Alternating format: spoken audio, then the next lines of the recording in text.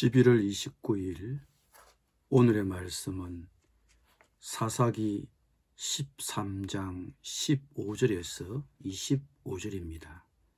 마노아가 여호와의 사자에게 말하되 구하옵나니 당신은 우리에게 머물러서 우리가 당신을 위하여 염소 새끼 하나를 준비하게 하소서 하니 여호와의 사자가 마노아에게 이르되 내가 비록 나를 머물게 하나 내가 내 음식을 먹지 아니하리라.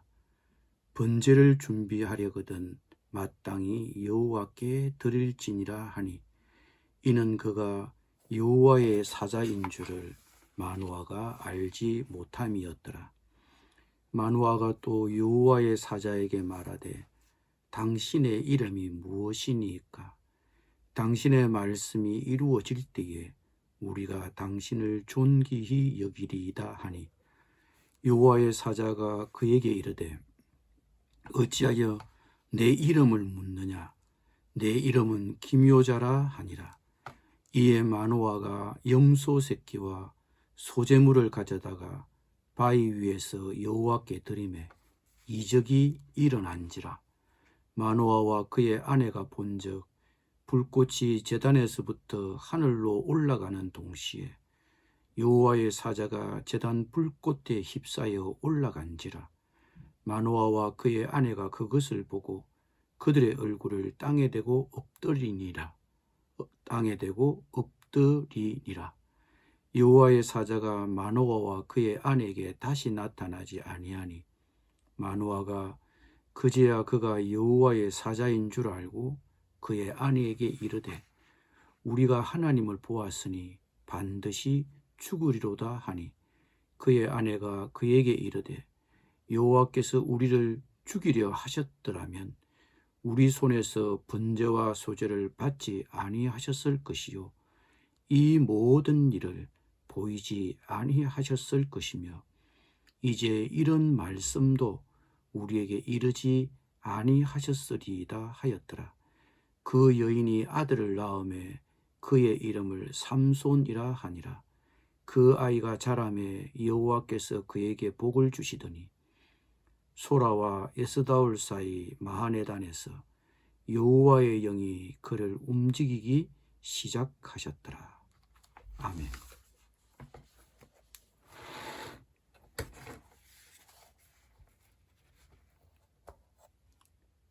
마노아는 여호와의 사자에게 염소 새끼 한 마리를 잡아 대접할 수 있게 해달라고 부탁했습니다.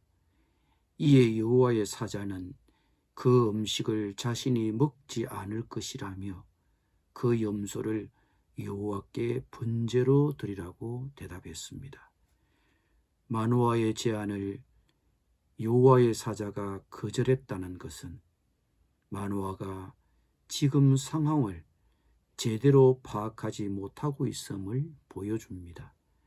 여기서 사사기 저자는 마노아가 지금 상황을 제대로 파악하지 못하는 이유가 마노아가 지금 자신과 이야기를 나누는 존재가 여호와의 사자인 줄 모르기 때문이라고 설명합니다. 그의 아내는 자신이 만난 사람이 하나님의 사자와 같은 모습을 하고 있었다고 말했는데 마노아는 그것을 귀담아 듣지 않았을 뿐 아니라 스스로 그런 통찰을 하지 못했습니다. 그는 자기와 대화하는 사람을 예언자 이상으로는 전혀 생각하지 못했습니다. 우리는 이런 마노아의 통찰력과 그의 아내의 통찰력의 차이를 여호와께 제물을 드린 사건 이후에 보다 더 분명히 알 수 있습니다. 마노아가 염소 새끼와 소제물을 여호와께 제물로 드리자 여호와께서 이적을 일으키셨습니다.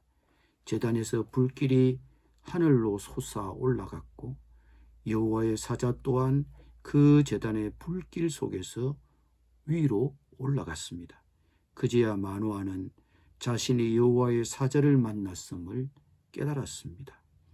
이만큼 마노아는 둔감했습니다. 반면에 그의 아내는 달랐습니다. 그녀는 놀라운 통찰력을 갖고 있었습니다. 마노아가 하나님을 보았기 때문에 반드시 죽을 것이라고 하자 그의 아내는 하나님이 자신들을 죽이실 생각이셨다면 그런 일들을 하시지 않으셨을 것이라고 말하였습니다. 이만큼 마노아는 아내의 신앙에는 미치지 못했습니다. 그는 하나님의 뜻을 헤아리는 데 실패했지만 그 이름이 알려지지 않은 마노아의 아내는 자신들 앞에서 벌어진 사건을 하나님의 입장에서 이해하는 놀라운 통찰력을 보여주고 있습니다. 부부가 함께 다 같이 보고 다 같이 들었지만 부부의 신앙의 통찰은 달랐습니다. 큰 차이를 보여주고 있습니다. 하나님은 그분의 약속을 지키셨습니다. 마노아의 아내가 아들을 낳았고 그의 이름을 삼손이라고 했습니다. 여호와께서 그 아이에게 복을 주시며 여호와의 영이 그를 움직이기 시작했습니다. 아이 삼손의 성장에서 가장 중요한 사건은 여호와의 복과 영이 임한 것이었습니다. 당시 삼손의 지파였던 다는 상속받은 땅을 정복하지 못한 채 그 땅에서 방황하고 있었습니다. 삼손은 영구적이고 정착된 땅에 대한 그의 지파의 열망과 함께 성장해야만 했습니다. 그렇게 성장하던 그가 소라와 에서다올 사이 마하네단에 있었을 때 여호와의 영이 그를 움직이기 시작했습니다. 즉 그가 그의 지파의 군대 캠프를 방문하였을 때 여호와의 영이 그의 마음을 휘젓기 시작하셨고 그를 블레셋에 대항할 사사요 지도자로서의 역할을 맡기기 위해 준비하시기 시작하셨습니다. 아마도 우리의 마음에도 우리 마음을 움직이고 감동시키는 것들이 있습니다. 이것은 하나님이 우리를 사용하시기 원하시는 영역을 가리킬 것입니다. 하나님은 우리를 성장시키고 준비시키기 위해서 다양한 수단을 사용하십니다. 우리의 유전적 속성, 환경적 영향, 개인적인 경험과 같은 다양한 수단을 사용하여 우리를 발전시키고 준비시키십니다. 삼손과 마찬가지로 이 준비는 성인이 되기 훨씬 전에 시작되는 경우가 많습니다. 성령의 인도하심에 민감하십시오. 하나님께서 나를 위해, 내 자녀를 위해 예비하신 가업에 민감하게 일하십시오.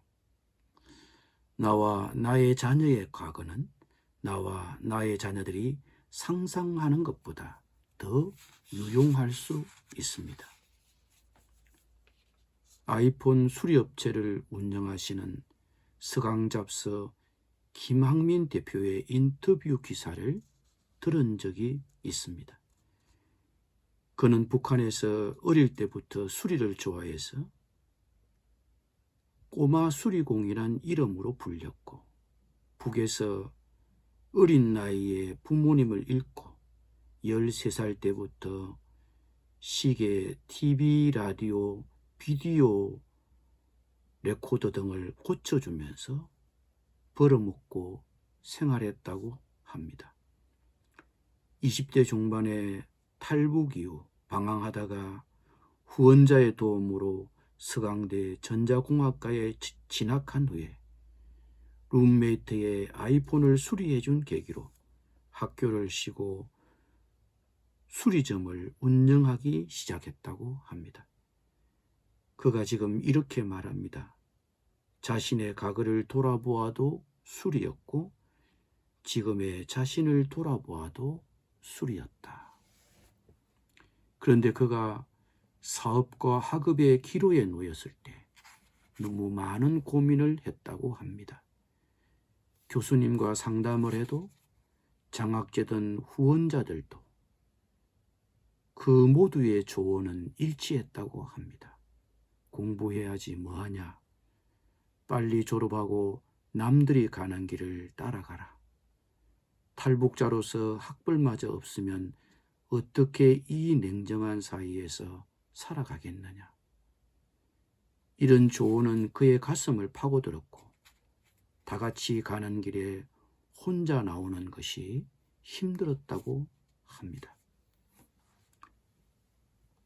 남의 조언에 파묻혀 자신이 원하는 것을 해보지 못하는 것은 실수라고 그는 생각했습니다. 그런데 그는 그 조언으로부터 자신을 분리시키는 것이 굉장히 힘들었다고 합니다. 그러나 그는 스티브 잡스가 남긴 고집스러운 말을 보며 생각을 다잡았다고 합니다. 타인의 인생을 살지 마라. 내 인생을 살아라. 단편적인 얘기였지만 시사하는 바가 있다고 봅니다. 우리는 부모로서 하나님이 어떤 영역에서 우리 자녀를 사용하시기를 원하시는지, 우리 자녀를 위한 성령의 인도하심에 민감해야 하고 하나님께서 내 자녀를 위해 예비하신 가업에 부모로서 민감하게 일해야 할 것입니다. 기도하겠습니다. 주님, 하나님의 뜻을 잘 헤아릴 수 있도록 도와주시옵소서.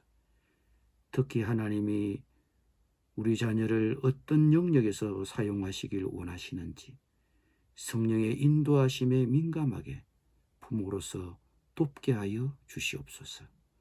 예수님의 이름으로 기도드립니다.